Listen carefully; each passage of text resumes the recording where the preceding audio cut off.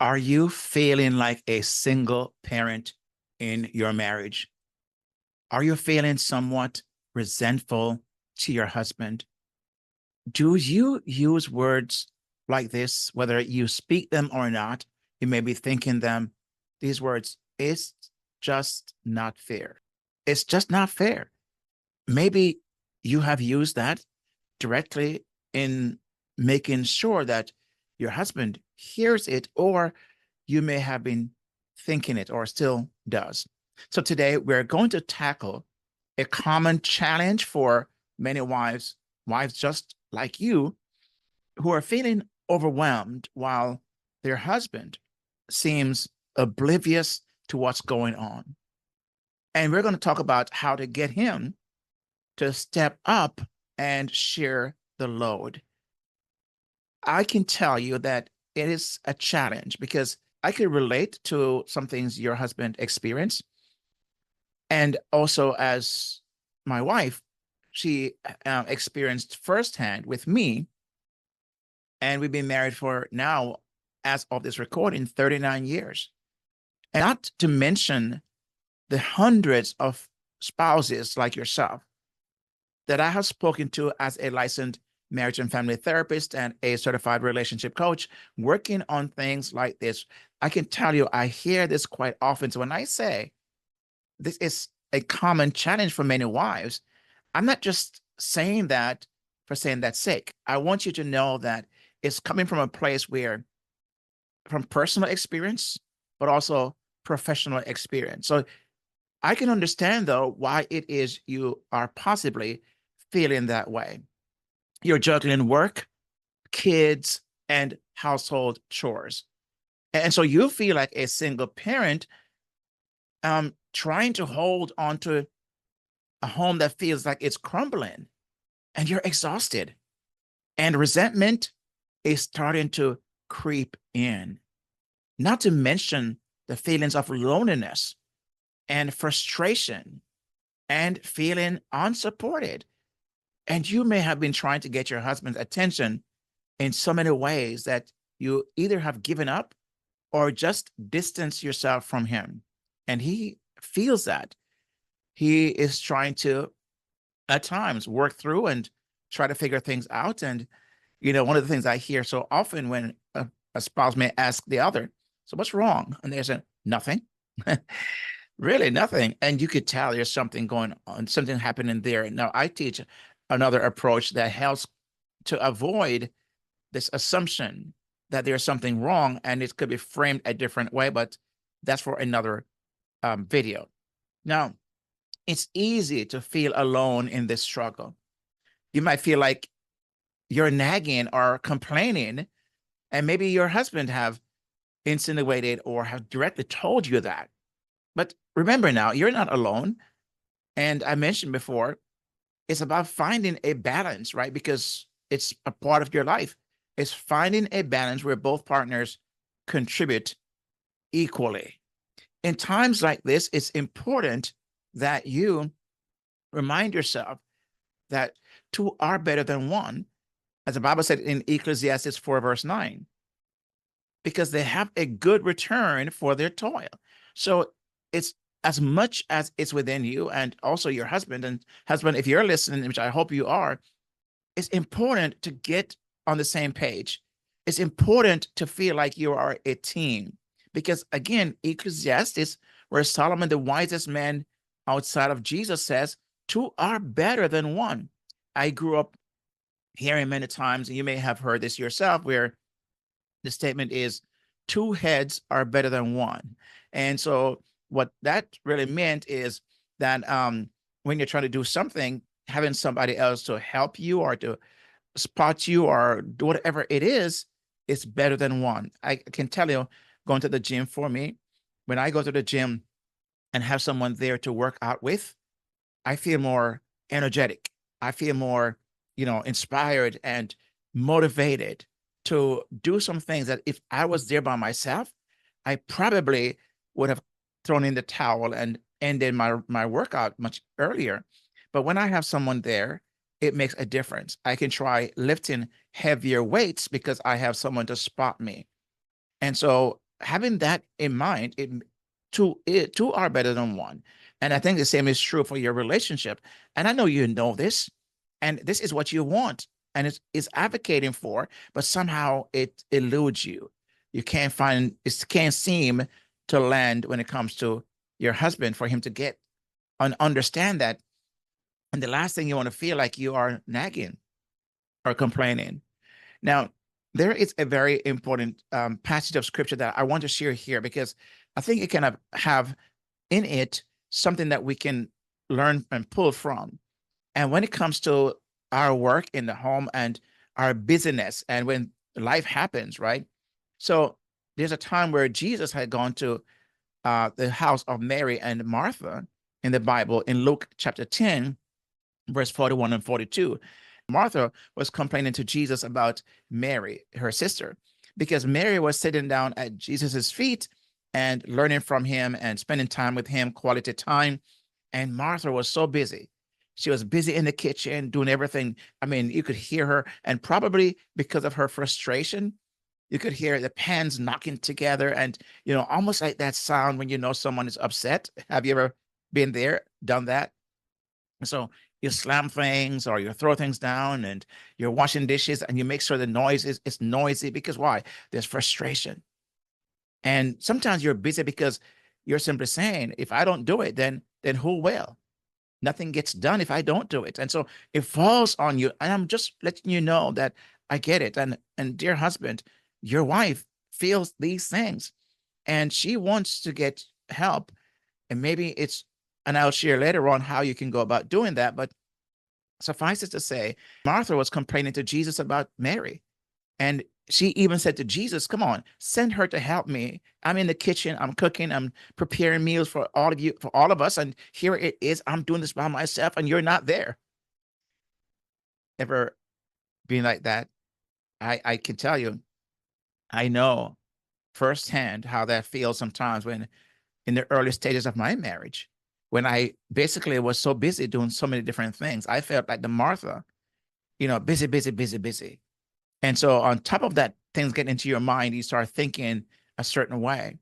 But Jesus answered Martha and said to her these words. He said, Martha, Martha, the Lord answered, you are worried and upset about many things, but few things are needed, or indeed only one. What Jesus was saying, that Mary chose the better of the two things, because Martha was busy preparing stuff, but she could do that at any time and maybe have Mary helping her, but she wanted to do it then, which is, I understand, she was very, I believe, well-intended. It's not like Martha was being a bad person, well-intended, wanted to serve Jesus, and who would not want to? But Jesus, what he taught that time to both of them is that it's more important to, when you're busy and you're feeling exhausted and you're feeling frustrated, it's best to take time away to come to the feet of Jesus and let him refresh you. Let him re-energize you. Let him wrap his arms around you and embrace you, of course, spiritually, as you can envision that in your mind. But he wants to do that. He wants to do that. So it's very important then when you're in this time of life with your husband, and as he's busy doing the things he believes he's doing for the family, every free moment he's locked away in his cave or have gone to some coffee shop or something because he's working on the business, and less time is being spent with you and the kids. And I can imagine how frustrating that is. But I like this quote by Mark Manson, who says, in a good relationship, you learn to pick your battles, to choose your love over your ego. Choose your love over your ego. Now, this is where I would go back to 1 Corinthians 13, the love chapter, and see what the Bible said about loving, right? Love overcomes evil. Love does not keep track of wrongdoings. It's not having this laundry list of things that I'm doing and you're not doing, and we're comparing notes. It's not what love does. And I'm not somehow suggesting you don't love your husband, or husband, you don't love your wife. I'm not suggesting that. I'm only bringing to light what love does. And so we may want to go back and ask ourselves the question, how loving am I being? Am I being as loving as I could or should? even what Jesus taught, he says, people will know that you are his by your love one for another. And if you want to know what love is in action, 1 Corinthians 13, verses 4-7 is a great place to really go back where you can love, let love conquers, love overcome the evil that you might be thinking. So how do you get your husband to step up without feeling like you're nagging? So I want to share some practical steps with you. You're going to hear me mention, and if you've been watching any of my videos, which I hope you have, about this idea of communication. So open communication is where I would want to start. You want to be able to set a place and a tone and a space where you can have open, honest, authentic communication. But you want to set parameters, and I would call them rules of engagement. So when you get in that space to have open communication, you both are going to abide by whatever parameters you set up for this kind of talk, where you can express your feelings honestly and calmly, where it's not seem like there is an attack or there is a accusation or there's, kind of a blame. Those things, when it happened, no one gets what they want in those moments because the other person becomes defensive. One of those best ways to kind of speak on what you're feeling is using I statements to avoid blaming. But you also may want to take the time to pray together and seek God's wisdom. Matthew 18, verse 20, where Jesus says, "For where 2 or 3 gather in my name, there I am with them." So maybe in the open communication aspect of things, it's not just talking about things. It could be praying about things, because no greater way to connect than spiritually, because God is able now to come alongside and help you in this area. The second thing is divide and conquer. Divide and conquer, like household responsibilities. Maybe your husband does not know specifically what it is you want him to do. You say, well, he should know. Come on. He's been married to me for how long? And he doesn't know? Come on, don't give him a break. Don't make excuses for him. And you're right, I'm not making excuses for him. But I can tell you sometimes from personal experience, for me, sometimes if my wife don't point out something to me and bring it to my attention, I'm so in my zone. I'm so, focused on some things that I become very oblivious of what's happening. Should that be the case? So no. And I'm not somehow taking pride in what I've just said. No, it is a real thing. And if we're going to be team, I do expect my wife to sometime step up and remind me and see it as just what team members do, right? We work together. And I love Galatians 6, verse 2, where it says, "Carry each other's burdens. And in this way, you will fulfill the law of Christ." Carry each other's burdens. Your husband carry your burden, you carry your husband's burden. By dividing and conquering, this is one of those ways. And you identify what are some things on the table.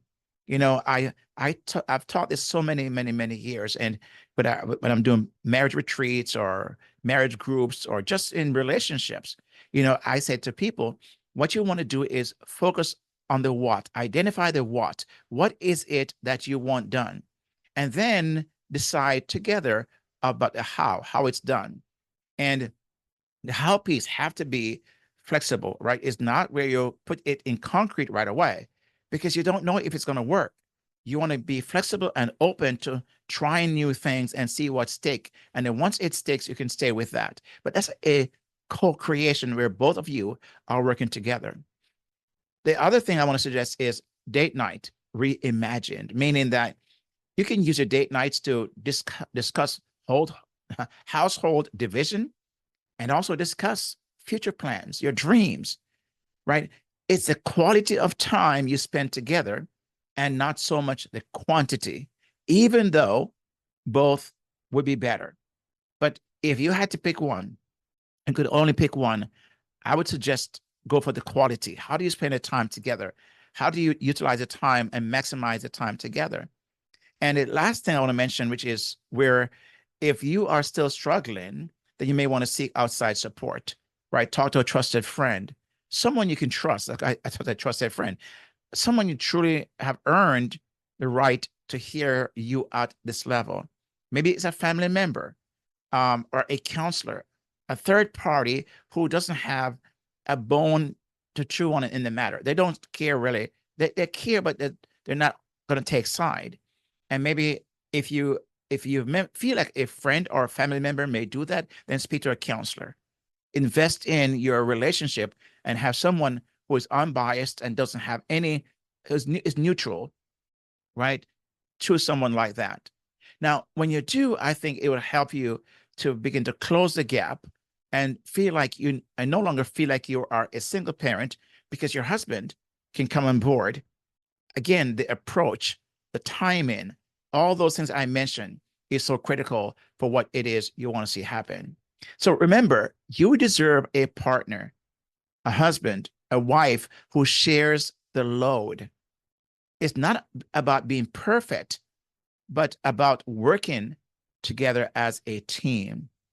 You know, Tony Gaskins have this quote where he says, communication to a relationship is like oxygen to life. Without it, it dies. Imagine that. And that's why I cannot emphasize as much as I possibly can here to that you do open and honest communication. But I want to again reiterate, you want to set up a space, a place where you can have that and set up parameters, set up rules of engagement. What are some things you're going to abide by when you're sharing in that setting? And timing is everything. So those are very important aspects of being able to have a happier marriage and build that out. You're building out together. And in speaking about building out, I'm creating a program called Happier Marriage by Design. And you can be a part of that if you so choose and be an early adapter, an early founder, so to speak, of this program. And I've created a wait list. If you are so choosing to be on this in this program, then you want to be in this wait list. And if you go to buildyourhappiermarriage.com/waitlist, buildyourhappiermarriage.com/waitlist, you can access this this program that I have, and you'll be on the wait list. And just for signing up, I'll give you a free PDF download that's called 11 Rules for a Happier Marriage. 11 Rules for a Happier Marriage. You can get that along with signing up for the wait list. Now, so if you have found value so far in this video, I would like for you to let me know by subscribing if you have not yet done that. And in a comment, just make a comment that would let me know that this was helpful to you. I would really appreciate that. Now, if you don't want to be on the wait list and you say, you know, I not this time, but I would love to still get the PDF, you can have that. You know, I want to be very generous here because I want to help you. And so it's 11 Rules for a Happier Marriage. And if you just want that, mean that you don't really care for, you know, learning how to build a happier marriage, then it's okay. I'm not going to force that on you. So if you just want the PDF and miss out on being one of the handful of spouses that will get a chance to be the first to experience a happier marriage by design program, where you'll be empowered to design your marriage, then you can get it at buildyourhappiermarriage.com/rules. You can get it free right there. So you can also get that at no extra charge. It's free. So I want to make that available to you. My friend, if you have found great value and you have not yet subscribed, can I ask you to do that and hit that like button as well? And I would really appreciate that, to hear from you what your thoughts is around what I've just shared in this video. So thanks for watching. And again, I appreciate you leaving a comment and subscribing to the channel. Now may God bless you and keep you until next time. So while we get out of here, watch this next video right here. And God bless.